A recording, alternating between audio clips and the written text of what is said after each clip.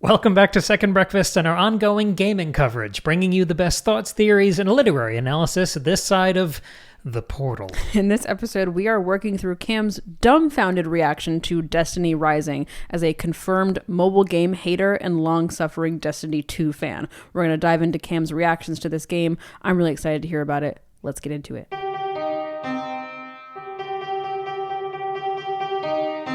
All right, so a little bit of perspective to start this one off, because we have to frame this properly. I totaled it up over a couple platforms. I have spent over 1 month of my life on this earth playing Destiny 2. Like solidly an entire That's month. More than 31 straight days. That's so much time. Yeah. And I've been playing it since the very beginning. I remember when Destiny 2 launched and even a little before then. I am increasingly disillusioned with Destiny 2. Yeah, I was going to say, how many episodes have we done on Destiny? And 2. How many of them have been like, this sucks? 2. We haven't done more? No. I feel like we talked about Destiny about 45 times on this show. No. Are we cutting Patreon episodes? That's the podcast of life. Man, okay. I'm increasingly disillusioned. You just have to hear me complain about this a lot. I guess that's what it is, yeah. Increasingly disillusioned with the state of Destiny 2 as campaigns are deleted and vaulted, new expansions shrink in size, and the monetization grows ever larger and more foreboding. To the point that I have yet to buy or play the new expansion, The Edge of Fate, at all. I planned to replay the other campaigns over the course of dabbling in the new portal system and getting back into the game. Right. And I completely burned out on that. I got up to the power cap of 200 and then just dropped off completely.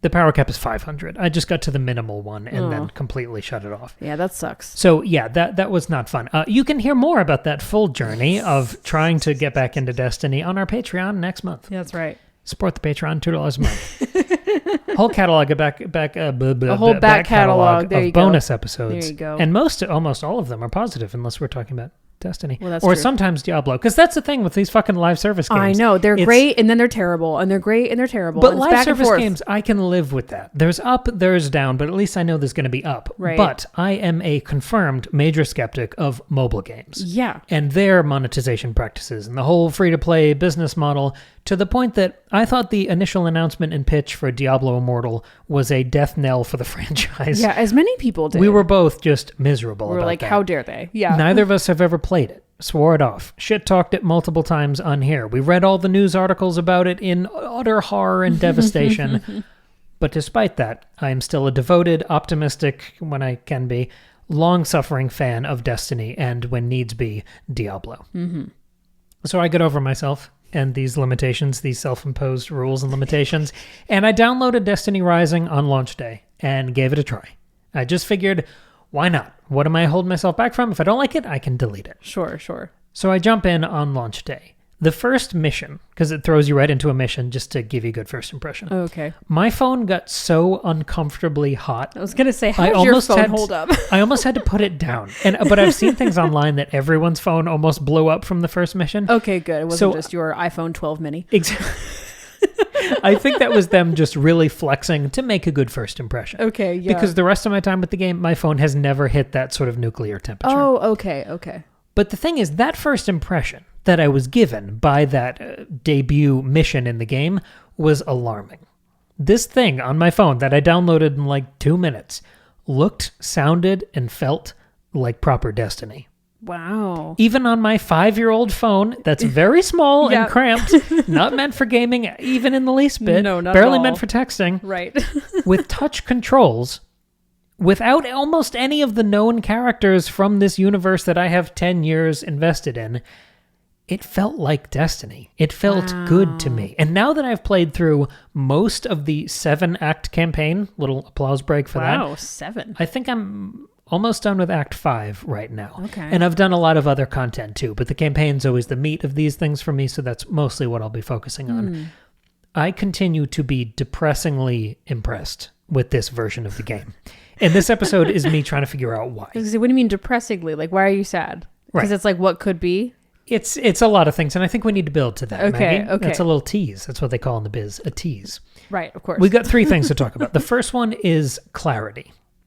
The game is so intuitive and clear and simple. There is a quest log if you don't know what to do next in the main story. If you just want to do other activities but feel rewarded, you want that checklist of, hey, I want to play this game, but I don't know what to play, just tell me. Give me shit to do that'll feel worth my time. There's a clear quest log and challenge log right there, neatly directing you towards a diverse range of activities. It couldn't be clearer.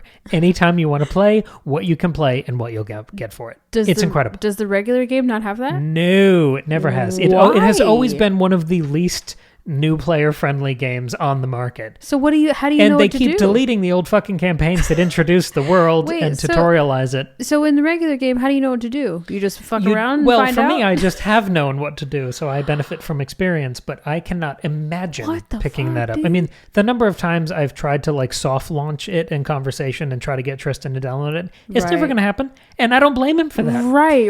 But we're too deep now. The misery that it brings me that he could download this thing on his phone and have a great time in 1 minute flat. It's agonizing. That's incredible, though. Yeah, it is. It is incredible for this game and not the main game. Right. But more importantly, beyond all these other activities that we're talking about, it's about missions. PvE missions. PvE means player versus environment instead of player versus player when you shoot other people. Right. PvE is story content. You versus missions. the game. Yes. Yeah. It's missions. It's story stuff. That's what I love. And this game is a tidal wave, a flood of cinematic main story missions and character quests. Oh, and this is cool. the big feather in the cap that made me want to talk about this on an episode. Character quests are quest chains exploring both new and returning characters, where you get to play most of the time as those new characters. Oh, that's not normal for Destiny, No. right? Normally you're just like your own, like, RPG character. This has been what I think is a fundamental failing of Destiny 2. It's a lack of character-based questing. Maybe once or twice during a campaign expansion, you get joined by a very important character, friend, hero, where you'll see them fighting alongside you. There are 2 of those in the first campaign that they deleted that I still remember because they felt so awesome and cool. Wow. And it felt like you were playing a story instead of playing a game while you listened to a recap over an intercom. Oh, yeah. Because you always have these characters in radio messages talking to you, giving you exposition as you travel to a new location. But it rarely, if ever, feels like you're journeying with them. It's like the characters are reserved for cutscenes, and beyond that, it's just you playing alone across this big, sprawling universe. But in Destiny Rising, you get to play with those characters. Every time you're not playing as a new person, there's someone else there with you. And the ensemble, the camaraderie, the investment in the story and this world that provides is absolutely invaluable. Because in Destiny 2 and, previously Destiny 1, you only ever play as your guardian. Everyone else at best is a vendor. Yeah. They never feel like a colleague. Yeah, I've never or heard a mentor. I've never heard you talk about characters in Destiny. Like I've heard you talk about them in like Halo and You heard Gears. me talk about Lance Reddick a lot. But oh well, yeah, that's a different thing. But like apart from that, yeah, it's the character's never really been something that you have been a priority for the game, and so it's interesting that that's sort of the redirection here. I feel, they have characters. They have the core vanguard of a couple people who are always there, but I feel like they've moved away from that in recent years. Yes, where it's been very much about like just the live service of it all, or the villain of the week, or whoever the new guide is on the new planet that we landed on. But in Destiny Rising, it's a team, it's a group, it's an ensemble to the point that you're like power level for your character, because you mentioned the RPG elements. It's communal.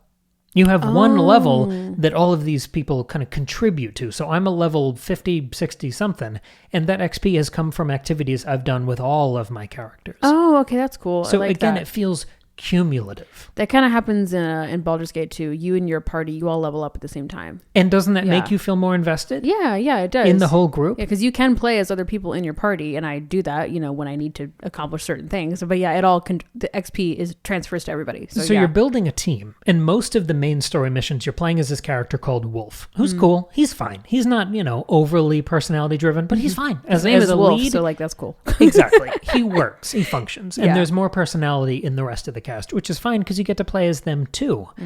But you're building these individual characters as well as the team.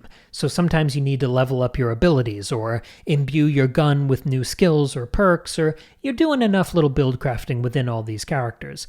That could be complicated. And build crafting in Destiny 2 is miserable unless you've been doing it since 2016, in which case it's miserable and you hate it, but you know where to go. Sure, okay.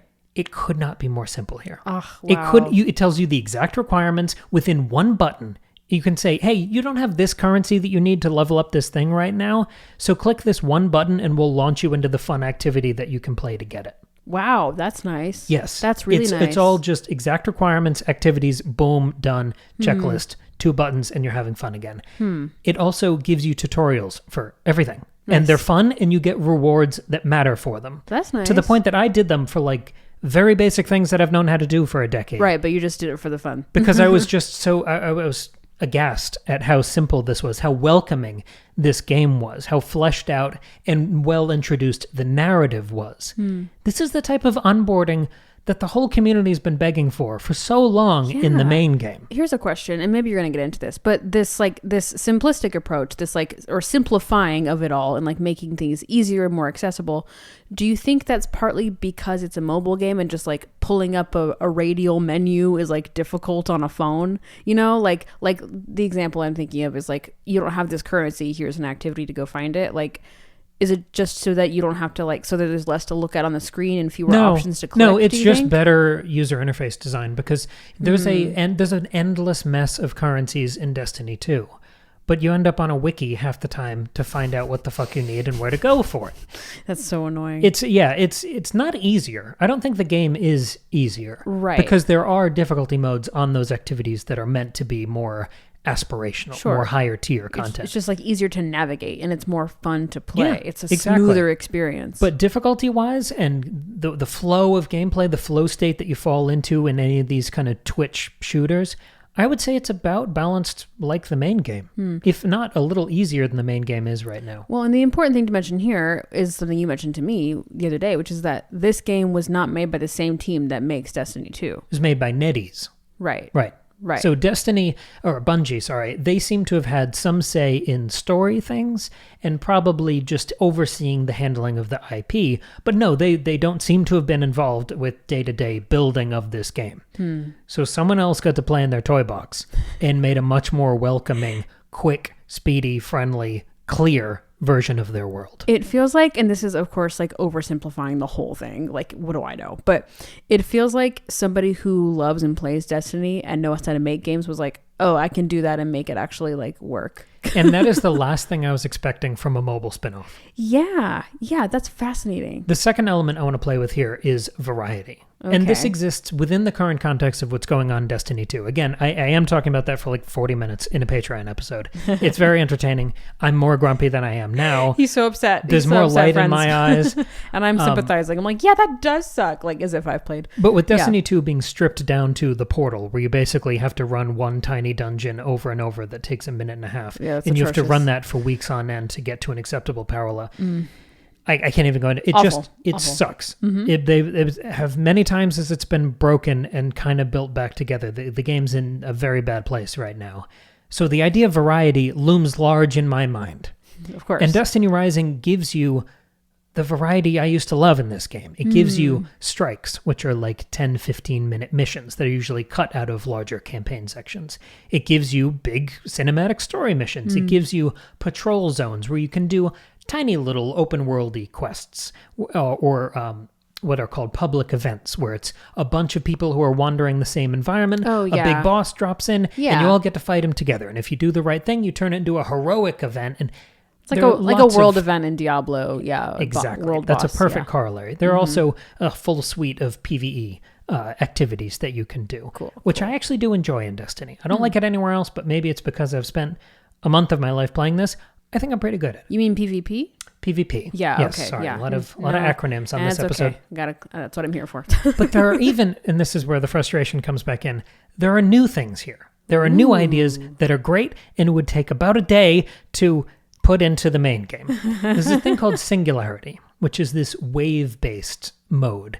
And it depends on how you're playing. It's like 5 or 10 waves. And some of them are defeat these enemies in 60 seconds, or throw this thing kill this enemy, and then a thing will drop out of him, and then you throw that into another thing, and you do that 3 times in a minute, or kill a boss in 120 seconds. Fun, bite-sized, challenges. Cool. And before you know it, you've gone through 10 waves and you just had a blast. Oh, it's cool. stripping down the gameplay experience to its most fun, quick, punchy, kind of greatest hits level. Cool. And in between those rounds, you get the choice of 3 power-ups. Kind of like you do in Vampire Survivors or Brotato. Yeah, right. And I adore the Survivors-like you games. love those. Where you get constant little upgrades and make your build and try to break it and optimize. And you get to do that with the amazing world, gameplay, gunplay environment of Destiny. It's That's really a cool. hoot. It's a holler. I love it. Well, and it makes sense that you would want to be a lot more like attention grabby in short bursts in a mobile game, because like you're not going to sit down for a 3-hour gaming session on your phone. Like no one's going to do that. But you'll like play Destiny for 10 minutes if you need a work break. That doesn't mean you can't have fun activities in Destiny. No. Absolutely. I know what you mean. It's interesting that this like philosophy, like this thinking about a mobile game, is working so well for this world, and it's a shame that a lot of this isn't transferred into the regular game. And I haven't been timing this, obviously, but I think at maximum, any individual mission or activity I've done here, maybe I've put 15 minutes into. And even those, it gives you a warning of like, hey, you're going to have to lock in for 15 minutes. This is going to take you 15 minutes. Well, again, it's a mobile game, so it makes sense. Like, No. I don't have time to play this because I'm in the bathroom, I'm saying that's a good thing, though. I'm saying if you can boil down an amazing formula to a quick hit like that, where I still wanted... there's so much I can do. I could spend 3 hours straight doing a wide variety of things in this game. The fact that they're all so quick and punchy and tuned towards fun... That's just how games should work. Yeah, obviously. Or at least this type of game, where it's live service, it's all about different activities, whether you want to run alone or with your friends. This seems like it would be the North Star, because I feel a freedom in what I can do to progress my character, but I also feel tempted in 100 different directions. It really has a sense of balance right now. That's really cool. It's a live cool. service. Something could change down the line. It could be in a totally different state a year from now. But speaking at launch... I can't believe how it feels in the variety of content and how much I enjoy doing everything. I've run some of these strikes half a dozen times now. They're still fun. That's really cool. The third thing I want to talk about is money. And I think we have to hit that. That was my next question, is like the biggest reason that you don't like mobile games is because of the monetization and like the massive and overwhelming pushes for you to spend money to keep playing the game and keep enjoying the game. So what's that like here? Anytime you take a game or a franchise that you're invested in and you turn the business model into something free to play, you worry about what elements are being taken away and then paywalled, right, and how often you're going to be asked to open your wallet and how predatory it's going to feel, how it's going to weaponize FOMO or nickel and dime you. There was an executive at one company a couple years ago who apparently behind closed doors pitched the idea of having to pay to reload, or like, there are levels of unadulterated evil you can't even fathom. God, yeah. But the thing is, Destiny 2 is also free to play now. And it has been for a while. That's true. So if I'm playing that and kind of judging it on a curve and complaining about it, but also dealing with it, then I can do that here. Yeah. And I've spent a lot of money on Destiny, not with just cosmetics. I've only ever bought expansions or seasons. I've never just bought like skins or anything. Yeah. But if you add it up, it adds up. Yeah. I have not spent a penny, not spent a nickel or a dime on Destiny Rising. And I've played almost all of the main campaign, all of these other side character quest chains that I've talked about, and all these other activities. And I haven't paid a dime. So what kind of things does it paywall then? Like what does it want you to spend money on? There are a lot of currencies. All mobile games and all live games have a lot of fucking currencies. Yeah. And usually you need those to get higher tier loot or gear or guns or weapons or whatever. But usually you also need those currencies to be able to upgrade your current gear. To level it up and keep it current with the higher and higher Track tier. with your own level of... Exactly. Yeah, okay. And the harder content that you're attempting. Yeah. So far, when I've run out of currencies, I've been able to convert some other currencies and fill that gap. And only a couple times have I had to go play a few activities, which I've enjoyed, to get more of that currency. Oh no, I have to go play the game. Exactly. Yeah, okay. So the main thing that you would pay money for here is pulls, where you pull more characters. So you basically roll the dice and something comes out of it. Either it's some sort of currency or item, or ideally a new character who you get to play as, who presumably has some unique stuff to do. And you get a bunch of free rolls along the way. And I've gotten a couple characters. I haven't gotten the cool one that they teased. And she's awesome and has a scythe and cool hair. And awesome. Yes, it would be nice to play as that character. But I don't feel tempted that much or even pressured to open my wallet to get that character. Yeah, I was going to say, I think the thing that really would matter to me about this is less about what is available for free and more like, how much is this game like demanding I give them money? Because like if something is paywalled, but the rest of the game is still fun, I'm content not knowing what it's like to engage in the thing that's paywalled. Yeah. And I think there's kind of a caveat here, because if this is going to be your one game, there are people playing this on a massive PC with an emulator who are really locked in, and this is going to be like a hobby for them. So they're planning on playing this daily, indefinitely. Yes, you're going to feel more pressure to spend money, but also, if you put that much fucking time into something, yes, you should spend money on it. Right. For me, as someone who's a PvE player who likes story missions and that kind of content, if I can get through the campaign, and I'm 99% sure I can get through the campaign without paying any money, because there's not a flat paywall. I've seen stuff online about people who finished the campaign. Oh, cool. If I can get through the campaign and the character quest without having to spend anything, I will have gotten my fill, and I'll be a happy customer, and I'll move on, singing. I'll be whistling down the lane. Right. That's fine for me. And honestly, like you said about the kind of level of contentedness you have with how much money you spend, it reminds me of my experience with the Pokemon trading card game Pocket. I'm sure I butchered that name. Don't ask me. The phone app that I forced you to download that you opened once. Yep, didn't care where for you it. rip a pack of Pokemon cards twice a day. Mm-hmm. I have like almost 6,000 cards in that thing. And again, never paid a dime. Yeah. And I hit it twice every single day. Yeah. And I open my packs and I have fun and I complete my sets. Right. And if I paid money, I would have more cards and I would maddeningly have those fucking sets complete where I don't now and I'm missing like 2 or 3 cards. But I spitefully, I take a sense of achievement and accomplishment in not having paid at all. Yeah. For that. Okay. And I bet I'll be able to maintain that same mission focus here. Yeah. So all of this could change in the future, and the in-game economy could become more stingy and paywalled and shitty and exclusive. But for right now at launch, I already pulled a character of maximum rarity and got an exotic weapon for her. She's a cool lady with a void purple shield, and the exotic weapon is called Huckleberry. Nice. And this is special for me because this is an exotic SMG that I adore from Destiny 2. Oh, okay. So that's a 1-to-1 comparison of this is a special gun that I had to earn in the main game and I've spent a lot of time with. So getting it here on a touchscreen on my tiny little phone, the gun feels cool. See, it feels good in the same way it does on an Xbox. This confirms to me that the team behind this game are like true Destiny fans. And I think that feels like such an obvious thing to ask for, that your devs be fans of the games they're making. We say the same thing about adaptations, and that doesn't always happen. Well, exactly. I'm so that's the kind of thing that somebody who might be a good game developer but isn't really invested in the franchise or the story or the world of Destiny, they wouldn't do that. But a fan knows to do that, and that's so much better. So I'm really glad that you had this experience. Yes, this is my conclusion, if I can move there now. Yeah, sure. Destiny Rising, in my experience with it so far, again, we got to timestamp this because all these live games, from all our Diablo episodes, how up and down this can go. Oh, yeah. But speaking right now in early mid-September of 2025, Destiny Rising is doing everything Bungie can do, but won't do. But refuses to do, yeah. The quick hit cinematic missions and character questing, they've done all of that before. The idea of character swapping to invest you more in the narrative and different people, they did that in Halo 2. All the way back in Halo 2, which I was also alive for and got when it came out, where you play as Master Chief and the Arbiter. The Arbiter is one of the elites. They're one of the big villains in the first game. In the second game, you get to play as one of them, and he's defecting from that side. So you're crossing enemy lines, sort of, and there's an uncomfortable relationship, but you're living that story because you're playing as that character instead of just seeing it in a cutscene.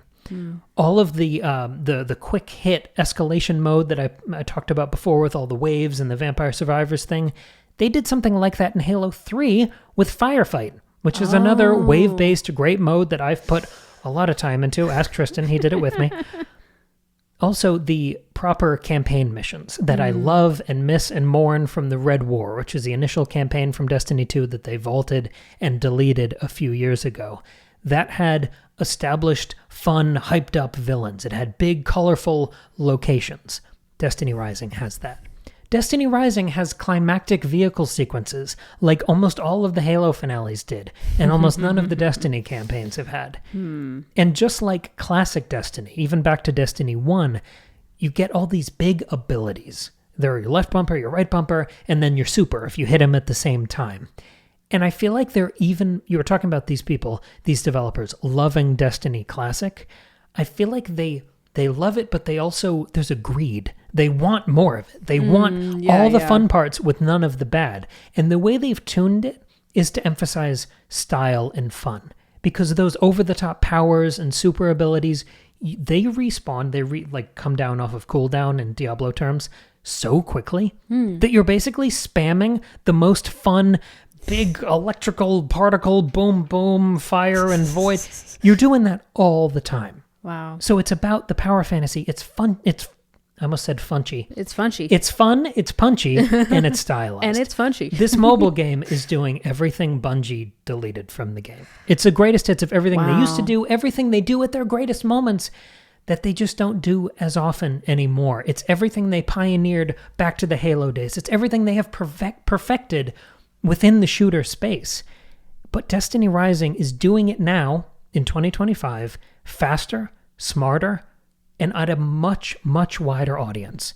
Everyone has a phone. And if my phone can run this game, everyone's phone if your can iPhone run 12. this game. Versus people who've dropped $500 to $1,000 on a console. Wow. So Destiny Rising soaring, while Destiny 2 buries itself in the Portal power grind, cuts itself to pieces, deletes its best content, disincentivizes any of the old campaigns. So yes, Destiny Rising is great, but Destiny in itself, which has existed since 2014, has always been a moving target. It's a live game. It's never settled. It's never finished. It's a goal. It's an idea. And it is equally infuriating and heartbreaking to me how close Destiny Rising gets to achieving that goal. Yeah. Has there been any response from Bungie? Have people, I imagine that online discourse has been very much in favor of this game. So have Bungie said anything about I don't know, any of this? Have been in conversation? Bungie has been very busy putting out fires that they started within Destiny. Right. It's been a lot of them trying to fix the portal and bring people back. And I looked at the charts for Steam player counts the other day for Destiny. Yeah. It hit 10,000. Oh, wow. That's low. I couldn't find a low in the last 6 years that was anywhere near that. Do you know what the numbers are for Destiny Rising? Is that it's measurable? the number one downloaded app on every store it's available on. That's funny. So, okay. If Destiny Rising was available on console right now, it would be huge. I think it would be blowing Destiny 2 out of the water. So do you know what's the timeline for the next thing that Destiny 2 is going to release? A new expansion or a new whatever? They had the day we're recording, they just had their live stream earlier today about Renegades, which is their next expansion, which is the Star Wars one. Oh, interesting. Okay. In December, I believe. Okay. I just wonder, the response to and the success of Destiny Rising has to come into it has to be factored into whatever they do next. Yes, and I think this exists within the wider context of Sony taking more control of Bungie. Mm-hmm. And ideally, pushing them to and they also have a new CEO, so props to him if he does the right thing as well. But I imagine the game has to be at an inflection point. Yeah. You can only shoot yourself in the foot so many times and scare off fans and returning players. I feel like you have to prioritize the stuff people loved about the game and the onboarding process. It's all about building goodwill. Right, because at this point, you need to be bringing in new players, and you can't make your game so inaccessible that new players don't join. And to qualify this properly, I watched that live stream this afternoon. Yeah. And I believe that those developers at Bungie care about this game. Yeah. More than I do even. Sure. Because they've been along this ride for 10 years just like I have. But I do think it's about goodwill at this point. I believe that they are going to put everything they can. The studio has been cut down so much in the last couple of years. Yeah, sure. I believe they are doing everything they can to make Renegades the best it can be when it comes out in December. I just think there's almost amends that have to be made within the community to clean the slate so people can be hyped for the next thing without thinking about all the times they've been burned in the past. And for me, as a PvE mission story guy who's there for that, I'm there for Lance Reddick and Nathan Fillion, and that's what got me in here. That's why I'm still sticking around. If they brought back the old campaigns and just put them off to the side and let me play them, I would be hyped for the new thing. Yeah. I would inevitably keep buying the expansions.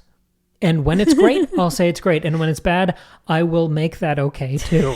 Sure. Because that's what it means to be an ongoing fan of something. I just think there is this rot at the center of the fandom right now that you just need to make right. Instead of just always talking about the next thing on the horizon, we got to fix some of the bad blood here. Some of the just like the central things. I mean, I feel like often what I hear you talking about is if they just did this simple thing, it could make it all a lot better. And they keep not doing the simple thing. They keep trying to like invent new weird shit that no one seems to like. I wonder like if there's been like a leadership change that, I don't know enough about this, but like, the leadership needed to change at Bungie, but that's a different thing. Well, like, is it like, oh, well, I don't want to do what people loved in the beginning of Destiny 2 or back in Destiny 1 because that's not the same person who's in charge of the game anymore. Like, do you know what I mean? Like, that's the old regime. That's the old administration. Yeah, like, I wonder if there's some weird politicking going on in there. I don't know. I think it's more of a money man type thing. Okay. Because there's been without boring you to tears with all the details, I'm not sure that that's the problem. Okay. But honestly, the first Destiny 2 episode we did, I said, I have 10 years of Halo memories, or 20 years of Halo memories, 10 years of Destiny memories. Right now, on my Xbox, on my Steam Deck, I have Halo the Master Chief Collection, which has Halo 1, 2, 3, ODST, and 4. That has 5 games that I adore, that are all campaigns that I've played 100 million times, and I will play 100 million more, that I can just click into, jump into, boots on the ground, and love those campaigns till the end of time. I mean, that's what people want, yeah. And I pitched this years ago in one of our episodes saying, give me a Destiny 2, the Vault Collection, or the whatever, I don't care what you call it. Yeah. Just give me a game where I can play those campaigns that I already paid for. Well, and it also... Give me those campaigns back in a way where I can just jump into those for the next 10 years. Yes, because it also seems like if Destiny 2 is like really not friendly to new players, if it's really about the existing fandom, the existing people who love this game and know it well, wouldn't you want to like respect them by letting them have the thing they fell in love with in the first place? It's also a jumping on point. And when you make cinematic, you pioneered the cinematic FPS campaign genre with Halo to the point that it built Microsoft's gaming division as Xbox. Halo is what built that. That was Bungie. This is your jumping on point. And they've made, 6 or 7 full campaigns and expansions across the course of Destiny? If it was the old time, like Halo, I talked about Halo 1, 2, 3, 4, you could call those things Destiny 1, 2, 3, 4, 5. In terms of campaigns, there are like 7 full fucking games here that you could package and sell to people and have a wonderful onboarding. Say, hey, did you like all those fun stories you just played? We got another one going right now, and it's a live game now. It's got some activities you can play with your friends, but here's what gets you into it. Right. I can never understand what's going on, like, psychologically with the team over there, like, why they're making the choices they're making, because everything you suggest always feels like the right move, and that's, like, so not what they do. But I wonder if, like, I hope that the success and just brilliance of this game of Destiny Rising is going to influence things in a positive way. It's crazy, because there's almost nothing that Destiny Rising innovates. Right. It just is a collection of all the great ideas and achievements. I mean, it feels like a cover band. It's the best of the best, yeah. It just has pulled from everything Bungie has done. Yeah. It's a strange feeling. I love playing Destiny Rising, but the other day, just for contrast, I fired up Destiny 2 again, and I did a couple of those little solo ops in the portal and the fucking mines, playing those little missions. And it's just the best feeling game ever made. The actual shooting in the flow state and running through, it's the best thing ever made. And that's why you keep playing. That's why you keep That's why I can't give up on this. Yeah, right. But I mean, Destiny Rising is eating its lunch money in every other respect. Final question. Could I play Destiny Rising? Yes. Yes, absolutely. Okay. Would it make me want to throw up? No, because it's third person. unless you're like zooming in, aiming down sights to be precise in your shots. It's all third person, which is another thing people have been asking for forever. That's really cool. Because all the biggest games in the world. Maybe this is actually the moment where I become a Destiny player. It's not. You can barely hold on to Diablo. I really love Diablo. I have many hobbies. You do. and I flit in and out of them for months at a time. But maybe because I've so adored how much you love Destiny, and I like want to love something like that in terms of games, but not just like in general. But I've never played it because, listener, I can't play first person shooters because they make me seasick. But maybe I could do this if it's third person, and it's like on my tiny little iPhone mini.